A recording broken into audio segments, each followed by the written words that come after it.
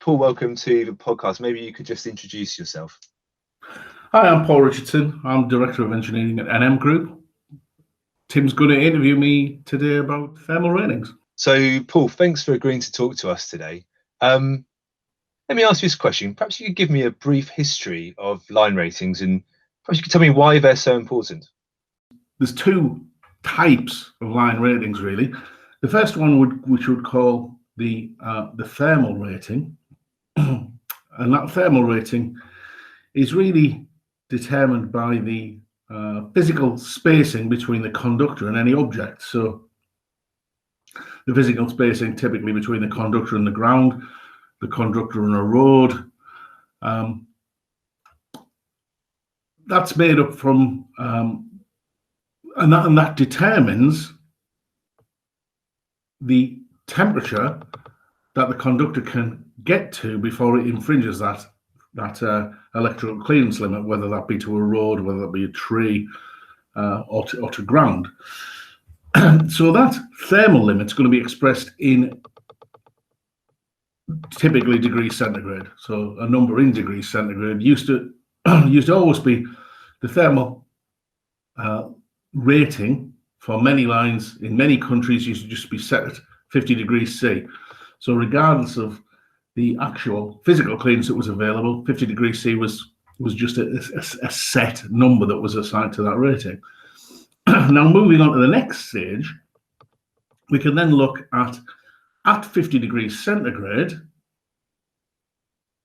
what ampacity are we able to put down the line before that conductor will achieve 50 degrees centigrade. So obviously that's going to be different on a cold winter's day, where you're going to be able to put a lot more ampacity down the line than a hot summer's day, where the amount of ampacity you're going to be put down the line is going to be a lot less. And perhaps we could consider, so how are things changed? How was determining the ratings done going back a few years, and now perhaps we could then move to today? In your opinion, what's the best way to determine and to confirm these ratings?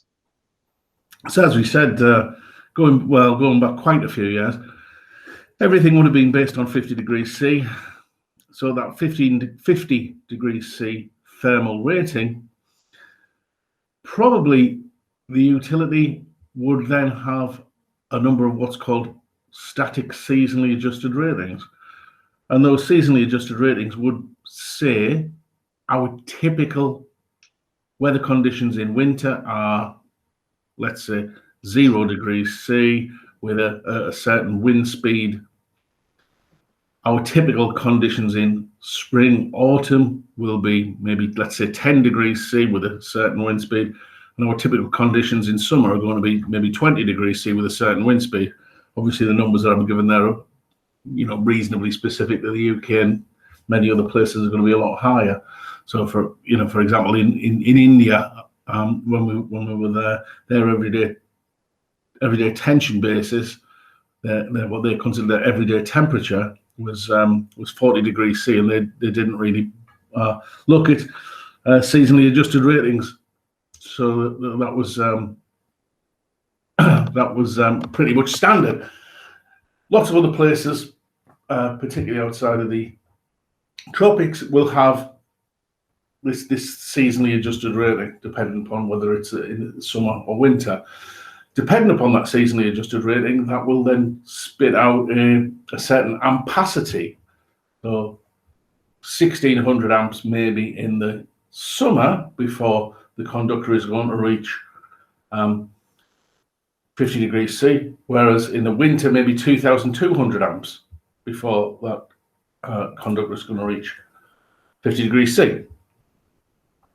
Later, as things progressed, lines were re-rated, maybe with better grease on the conductors, so the conductors could operate higher, or maybe they took advantage of newer types of conductor systems, so the all aluminium alloy conductor, and increased the temperature at which those conductors could operate. So then we were looking at 65 degrees C initially, then 75 degrees C, 90 degrees C, 100 degrees C, numbers like that. And again, in each of those cases, there would be seasonally static adjusted ratings that would assign an ampacity for summer for the conductor of maybe 2,800, and in the winter maybe 3,200. So we get an increase there. Moving on further, I guess we're looking at the use of high temperature low sag conductors, and those high temperature low sag conductors, as you guess from the name, they don't sag a great deal, so that means it takes a lot of ampacity for them to reach, to infringe that electrical clearance limit. Also, they're designed to be able to operate at high temperatures, so the design of the current carrying medium means that they can carry very high temperatures. So in that case, we could be talking about 180 degrees centigrade, and obviously with 180 degrees centigrade, that's going to put a massive increase on the amount of ampacity that we can get down that line, both in summer and even more so in winter. How would any changes to that right now? The only thing that I would suggest is that obviously there's economic considerations around whether you want to go to high temperature low sag conductors. If you've got a constrained line and no real ability to look at reconstruction by any other method, then it's a fantastic approach. The other thing that's available is that is it really appropriate to take 3 seasonally adjusted ratings, whereas I know that some states, some utilities, for example, they take 24. So they look at each month and they say that they've got for January, they have a nighttime rating and a daytime rating. And for June, they have a nighttime rating and a daytime rating. So that's going to give you a bit more flexibility.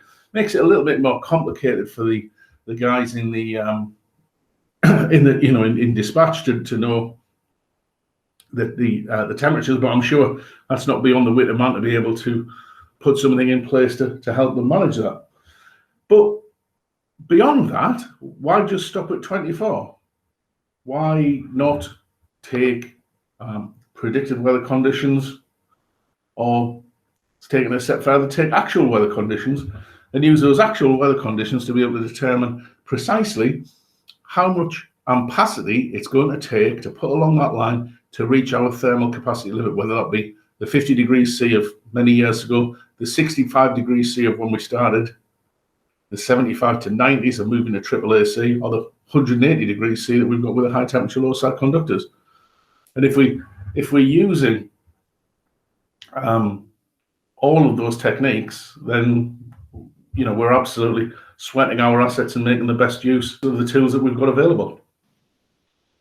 Just to summarize that, would it be fair to say then that as time has gone on, the materials used have improved, the ability to use, to have a policy in place that takes into account different conditions and increase the accuracies, I suppose, of how you're treating and determining ratings has improved?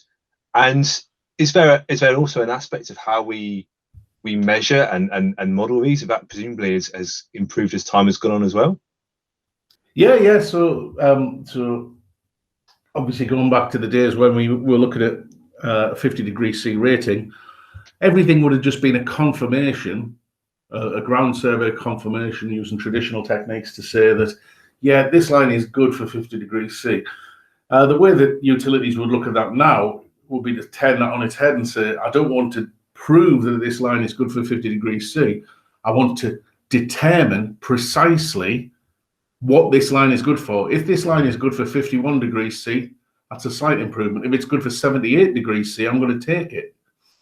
So we've got with the intention of doing a very detailed power line survey, which would provide the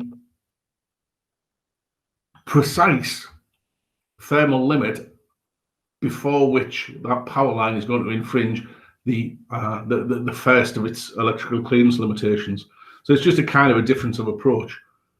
But Yeah, materials, ability to model correctly, and people processes, and probably they've advanced in that order as well. Materials having advanced more greatly.